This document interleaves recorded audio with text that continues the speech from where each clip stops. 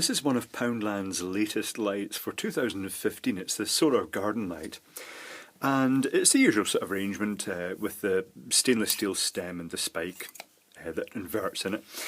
And this thing is interesting because it has the module that sits on top with the LED, cold white LED, and it's got a plastic housing that is designed to either go into one of these stems, or it's got two recesses in it to allow a bracket to be clipped in so it can be suspended from a tree, but that's sold as a separate product, which seems to sell out very quickly. I've not actually managed to get one of those versions yet to see the bracket.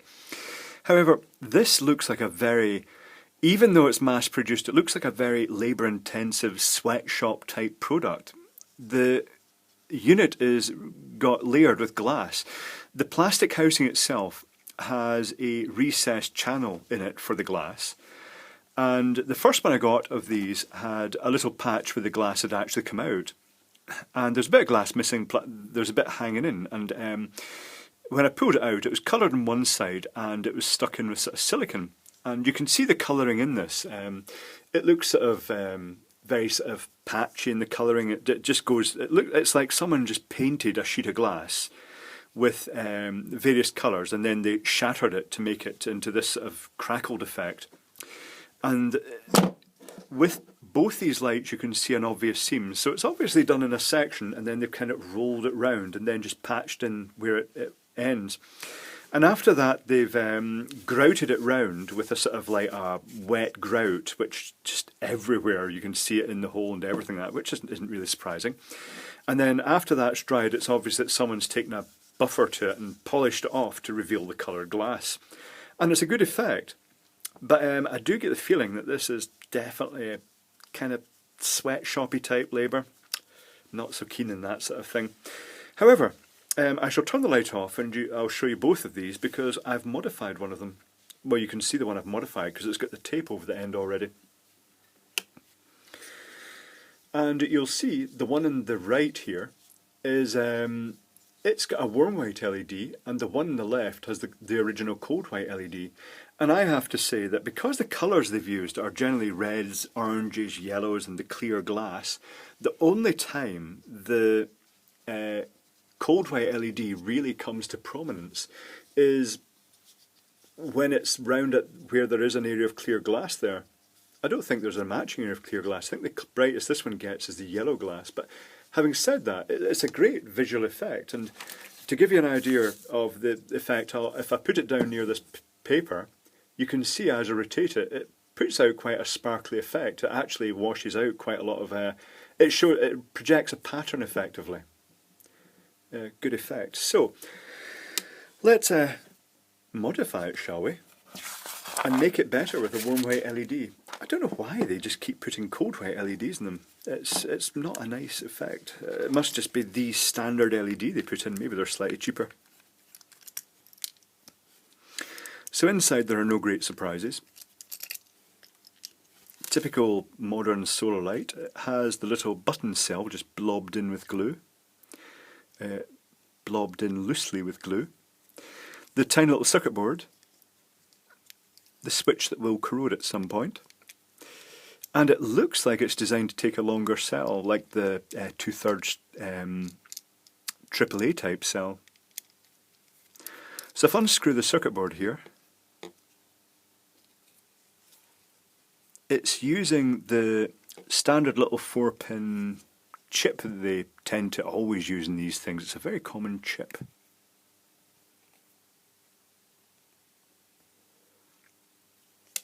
Which I can't remember the number of. It's XY something 8081 or something. I can never remember the number of that.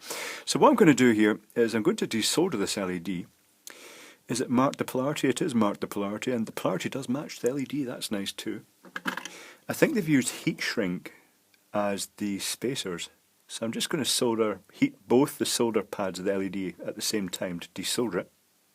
And by sheer luck it's pulled out without blocking the hole, so I don't need to use desoldering wick to clean that. And I'll pull the bits of sleeve off and get a warm white LED. Oh look, here's some here.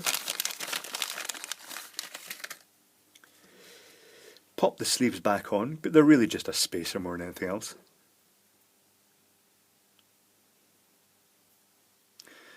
Pop it back through the circuit board. The long lead is the positive, so it goes through the positive hole. And I shall solder one of those leads and then check it's sitting in the square. So here's the solder. Lead-based solder, of course, because lead-based solder is the best solder.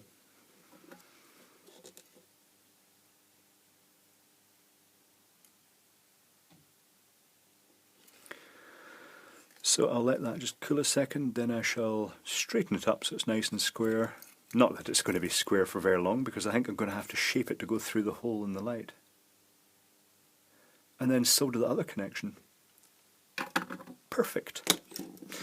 And now when I turn that on and cover the solar panel, yep, the LED is lighting up. Okie dokie. So I'll crop those leads.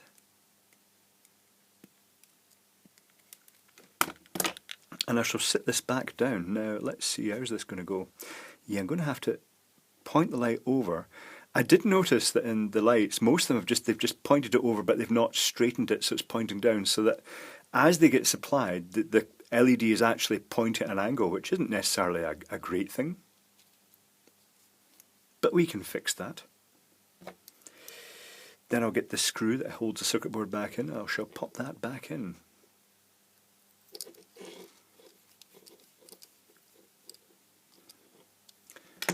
The battery has come out completely now. I might actually just heat the glue up with the back of the soldering iron. Yeah, it's a bit tacky. I shouldn't really do stuff like this. It's not really ideal and it's going to make lots of smoke. And then shove the battery in against that. Tacky, but it works. And then I shall assemble this. Now, as a guide to assembly, I'm pretty sure there's a little, is there a little guide? Is there a little mark in this? Oh yes, this pillar here has a little support at the back of it that lines up with this notch here. So I shall line it up with the notch there. And pop the screws back in.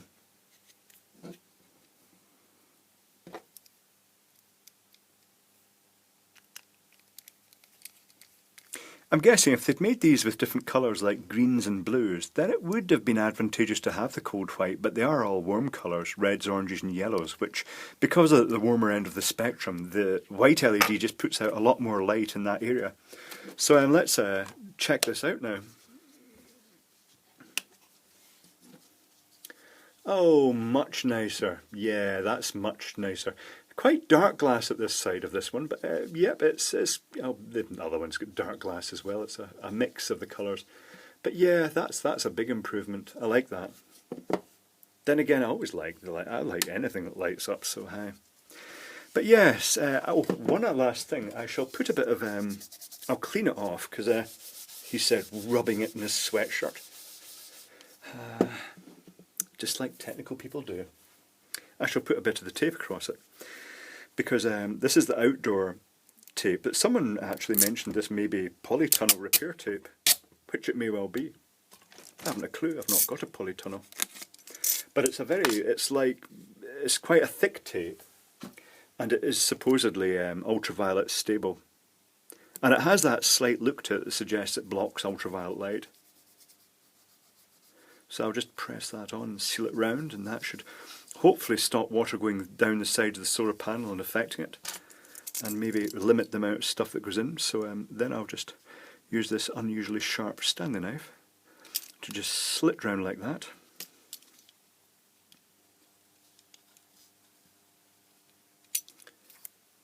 And the job is done. So that's ready to go out into the garden. Yeah. So I do like these. I think they look visually good, but it just does give me that slight squirminess that they're a bit of a sweatshop, and there's a lot of people spending all day, every day for long hours just pressing broken glass into these things. Oh well, I guess that's just what happens.